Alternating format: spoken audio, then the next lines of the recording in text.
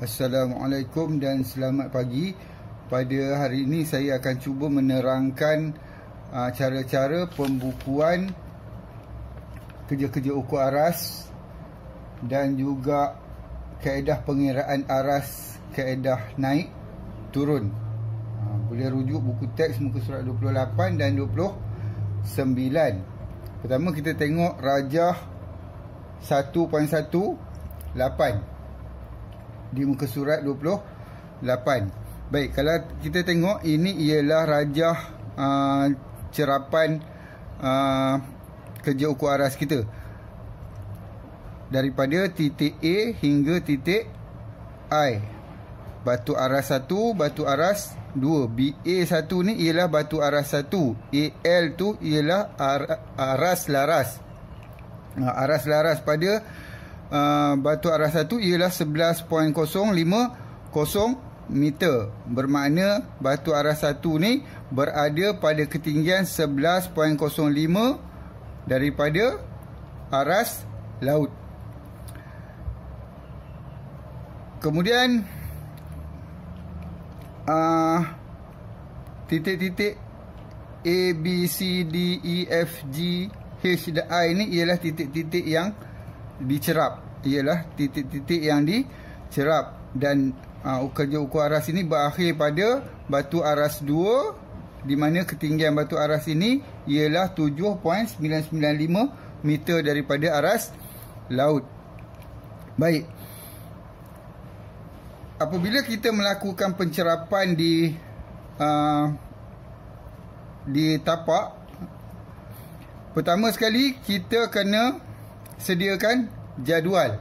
Sediakan jadual. Jadual apabila kita bawa ke tapak, perkara-perkara yang perlu kita isikan ialah pandangan belakang, pandangan antara, pandangan hadapan, jarak dan catatan. Yang bahagian naik turun aras laras ni kita boleh buat di makmal selepas kerja-kerja pencerapan dilakukan. Baik, pertama sekali bila kita membuat pencerapan, kita mendiri siap alat. Kalau kita tengok dalam rajah ni ada 3 tempat, 1, 2, 3. 3 tempat alat aras didirikan. Ini bukan bermaksud ada 3 alat aras. Ini menunjukkan ada satu alat aras yang ditempatkan. Pertama ditempatkan di sini, katakan ini kedudukan 1, kemudian dipindahkan ke kedudukan 2 dan kemudian ke kedudukan 3, macam tu. Baik, pertama sekali apabila kita telah mendiri siapkan alat aras, katakan di kedudukan 1 ni, kita pun ambil bacaan. Bacaan pertama tu, bacaan pertama yang kita ambil selepas mendiri siapkan alat itu ialah pandangan belakang. Jadi bacaan pertama yang kita ambil ialah pada batu aras 1. Pada batu aras 1. Ini bacaan pertama. Jadi ini jadi pandangan belakang. Jadi 1.700 ni dimasukkan pada ruangan, pada lajur pandangan belakang. 1.700. Baik. Selepas pada itu, titik A, B, C kita cerap pula. Mula dengan titik A. Titik A nilainya ialah 1.180. Dimasukkan ke pandangan antara. Kemudian titik B 1.790 juga dimasukkan kepada pandangan antara. Kemudian titik C. Titik C ni, katakan titik C ni ialah titik terakhir yang kita nak ambil cerapan dia, bacaan dia, sebelum kita pindahkan alat aras ke kedudukan 2. Daripada kedudukan 1 ke kedudukan 2. Kenapa kita nak pindah? Mungkin titik D ni dah terlalu jauh. Nanti tak nampak tak nampak, ataupun titik D ni terlindung oleh pokok, bangunan dan sebagainya yang menyebabkan tak nampak untuk kita buat bacaan. Jadi kita kena pindah ke satu tempat lain di mana kita boleh cerap titik D dan titik C ni, iaitu pada kedudukan 2. Jadi titik C ni ialah bacaan terakhir yang kita ambil daripada kedudukan 1. Jadi bacaan terakhir akan dimasukkan kepada pandangan hadapan, iaitu 2.325 ni dimasukkan kepada pandangan hadapan. Kemudian kita pun pindahkan alat aras ini pada kedudukan 2 daripada kedudukan 1. Baik, setelah kita mendiri siapkan alat aras pada kedudukan 2, kita pun ambil bacaan sekali lagi pada titik C. Bacaan sekali lagi. Okey, tadi saya dah jelaskan. Bacaan pertama yang diambil selepas mendiri siapkan alat, dia akan dimasukkan kepada pandangan belakang. Jadi titik C ni akan diambil bacaannya sekali lagi daripada kedudukan 2, tapi kali ini dia menjadi pandangan belakang. Jadi nilai 1.270 ini dimasukkan kepada pandangan belakang. Baik, titik C ini, titik C ini dekat sini ditulis TP1. TP itu bermakna titik pindah. Dikira titik pindah, masukkan dalam catatan sebagai titik pindah 1. Baik, C ini ialah titik di mana alat aras tadi akan dipindahkan daripada kedudukan 1 kepada kedudukan 2. Perlu diambil sebanyak 2 kali, iaitu daripada kedudukan 1 sebelum alat aras dipindahkan kedudukan 2, dan selepas mendiri siapkan alat pada kedudukan 2, pandangan bacaan yang pertama diambil pada titik C, dan dikira sebagai pandangan belakang. Baik, seterusnya pada titik D, kita ambil bacaan pada titik D 2.215, masukkan pada pandangan antara. Kemudian pada titik E 3.00 juga masukkan pada pandangan antara. Kemudian pada titik F, bacaannya ialah 3.190, juga masukkan pada pandangan antara. Baik, dan yang terakhirnya ialah G, sebelum alat aras dipindahkan pada kedudukan 3. Jadi titik G ni, bacaan terakhir, dimasukkan pada pandangan hadapan, iaitu 3.025, masukkan pada pandangan hadapan sebelum alat aras dipindahkan. Baik, sekarang pindahkan alat aras daripada kedudukan 2 ke kedudukan 3 ni, pada kedudukan 3. Baik, selepas alat aras didiri siapkan pada kedudukan 3, sekali lagi kita ambil bacaan pada titik G, pada titik G. Jadi G ni dinamakan sebagai titik pindah 2 ni, dimasukkan dalam catatan sebagai titik pindah 2. Nilai bacaannya ialah 2.110, dimasukkan pada pandangan belakang, iaitu bacaan pertama yang diambil selepas alat aras didiri siapkan pada kedudukan 3. Kemudian ambil bacaan pada titik H, iaitu 1.780, masukkan pada pandangan antara, dan titik I pada bacaannya ialah 2.180, dimasukkan pada pandangan antara juga. Jadi kita nak menamatkan kerja aras ini pada batu aras 2. Jadi ini ialah bacaan yang terakhir, dimasukkan pada pandangan hadapan, iaitu 2.790. kosong. Ni. Ya. Baik. Nilai-nilai batu aras dimasukkan dalam ruangan catatan. Ya. Titik-titik juga dicatatkan. Begitu juga dengan jarak di antara titik-titik A ke B, B ke C, C ke D. Dan juga daripada batu aras ke titik A jika perlu, dimasukkan. Dimasukkan nilai jaraknya, diukur. Masa kita buat kerja ukur aras tu, jarak-jarak ni diukur dengan menggunakan pita ngukur. Dan titik-titik ni ditanda dengan menggunakan anak panah. Setelah semua kerja di lapangan selesai, kita perlu melengkapkan jadual kerja ukur aras ini. Baik. Untuk kali ini saya akan tunjukkan bagaimana menggunakan kaedah naik turun. Baik, pertama sekali kita dapatkan perbezaan ketinggian di antara titik-titik dalam jadual kerja ukur aras ini. Baik. Yang pertama ialah di antara batu aras satu dengan titik A. Nilai pandangan belakang ditolakkan dengan pandangan antara, iaitu 1.700 ditolak dengan 1.180. Kita akan dapat nilainya ialah 0.520.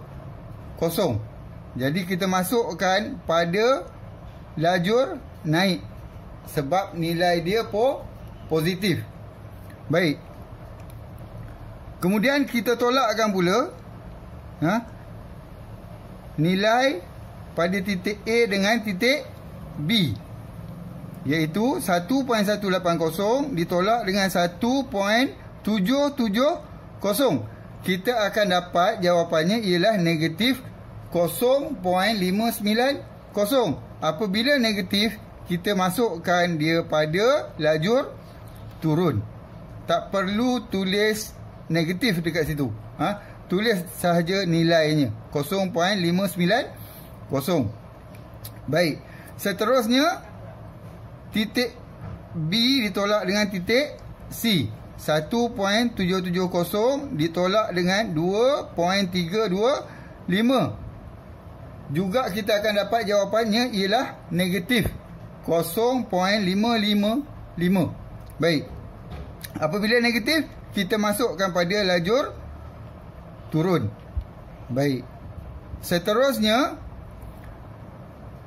pandangan belakang titik C ditolak dengan pandangan antara. Bukan yang ini tolak yang ni, tapi pandangan belakang tolak dengan pandangan antara. Jadi 1.270 tolak dengan 2.215 dapat negatif 0.945. Masukkan pada lajur turun. Kemudian 2.215 tolak dengan 3.000 dapat negatif 0.785. Masuk pada lajur turun sekali lagi. Kemudian tolakkan 3.000 dengan 3.190 dapat negatif 0.190. Kemudian tolakkan pandangan antara dengan pandangan hadapan ni. Macam yang tadi tu. 3.190 tolak dengan 3.025. Ini dapat positif. Apabila positif, masukkan dia pada lajur naik, iaitu 0.165 pada lajur naik. Kemudian pandangan belakang pada titik G ditolak dengan pandangan antara, titik H. 2.110 tolak dengan 1.780 dapat 0.330. Positif masuk pada lajur naik. Kemudian 1.780 tolak dengan 2.180 dapat 0.400 negatif. Turun, lajur turun. Kemudian yang terakhirnya 2.180 tolak dengan 2.790 pandangan hadapan pada batu aras 2 dapat negatif 0.610, letakkan pada lajur turun. Seterusnya kita nak mengira aras laras ni. Bacaan pada batu aras iaitu 11.050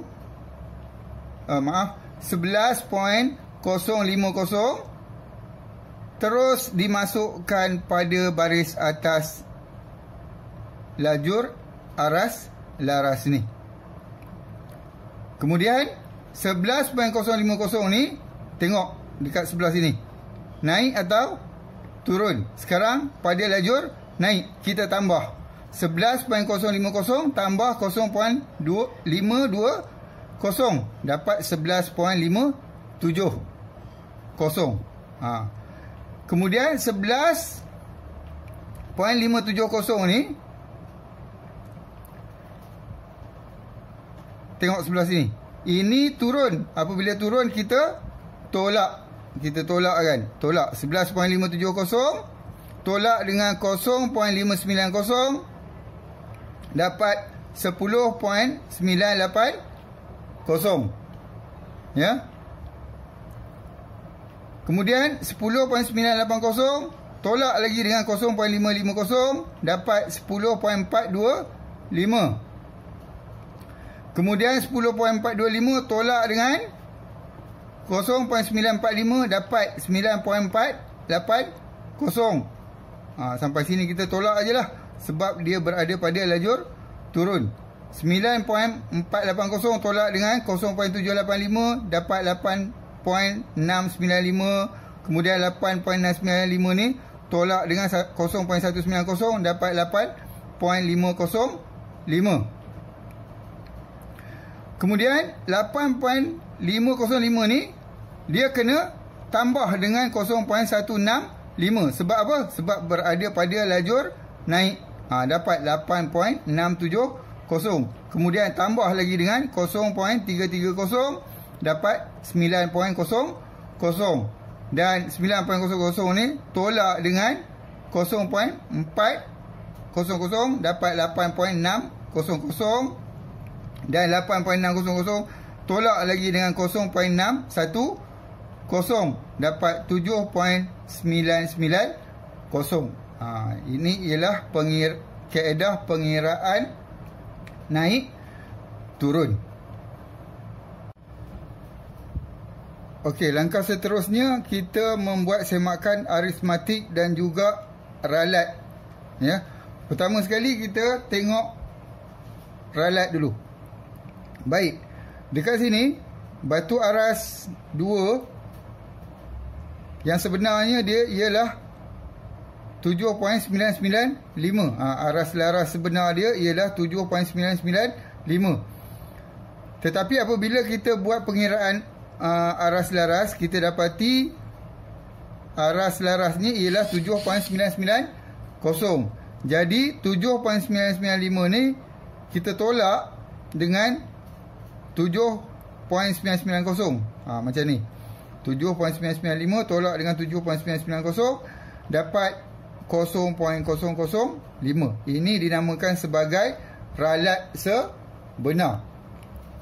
Seterusnya kita buat semakan aritmatik. Semakan aritmatik ni, pertama kita jumlahkan pandangan belakang. Jumlahkan semua pandangan belakang ni 1.700 tambah dengan 1.270 tambah dengan 2.110. Kita akan dapat 5.080. Kemudian pandangan hadapan. Pandangan antara tak payah. Pandangan hadapan sahaja. Pandangan hadapan ditambah semua dia 2.325 tambah dengan 3.025 tambah dengan 2.70 dapat 8.140. Jumlah ini kita bawa ke sebelah sini. Kemudian jumlah pandangan belakang ditolak dengan jumlah pandangan hadapan. Kita dapat negatif 3.060. Baik, kemudian jumlahkan lajur naik dan lajur turun. Yang naik 0.520 tambah dengan 0.165 tambah dengan 0.330 dapat 1.015. Kemudian semua lajur turun ni ditambahkan juga dapat 4.075. 4.075 ni kita bawa ke sebelah sini. Kemudian kita tolak jumlah pandangan naik dengan jumlah pandangan belakang. 1.015 ditolak dengan 4.075 dapat negatif 3.060. Baik, seterusnya pada aras laras. Kita bawa nilai yang terakhir itu ke bawah. Sini. 7.990 ni bawa ke bawah. Kemudian bacaan yang pertama dekat lajur aras laras ni iaitu 11.050 ni kita tulis dekat bawah sini. Ya. Kemudian kita tolak. Kita tolak 7.990 ditolak dengan 11.050 dapat negatif 3.060. Ketiga-tiga jawapan ni mesti sama. Kalau tak sama, bermaksud ada pengiraan kita yang salah dalam jadual ni. Jadi kita kena kira semula. Ini dinamakan sebagai semakan aritmatik. Selepas kita membuat semakan aritmatik, langkah seterusnya ialah membuat semakan ketepatan kerja ukur aras. Sama ada kerja ukur ni kita boleh terima ataupun tidak. Kita kena semak ketepatannya. Baik. Caranya ialah, pertama, tadi kita dah kira ralat sebenar dalam jadual ni, iaitu 0.005 daripada sini, ya, bawa ke sini. Kemudian kita tengok ralat yang dibenarkan. Ni yang kita nak cari ni. Ralat yang dibenarkan menggunakan formula ni. Yang formula ni kena hafal. Campur tolak 0.012 didarab dengan punca kuasa D. Apa dia D tu? D tu ialah jumlah jarak dalam unit kilometer. Unit kilometer. Kalau kita tengok pada ukur aras, dalam jadual ukur aras kita, dekat sini jarak dia ialah 240, tapi unit dia ialah meter. Jadi kita kena tukarkan dia kepada kilometer. Kita bahagi dengan 1000. Bahagi dengan 1000 dapat berapa? 0.24 kilometer. Baik, kita masukkan sahaja nilai itu ke dalam formula ni. 0.012 didarab dengan punca kuasa 0.24. Punca kuasa 2 0.24. Kita dapat nilainya 0.006 meter. Baik, dekat sini 0.06 meter ni, kita tengok ayat di kat bawah ni. Daripada hasil perbandingan didapati kerja ukur aras ini boleh diterima kerana ralat sebenar 0.05 ialah lebih kecil daripada ralat yang dibenarkan. Ini ralat yang dibenarkan ialah 0.06. Tetapi ralat sebenar dia ialah 0.05. 0.05 lebih kecil daripada 0.06. Jadi kerja ukur aras ini boleh diterima. Okey.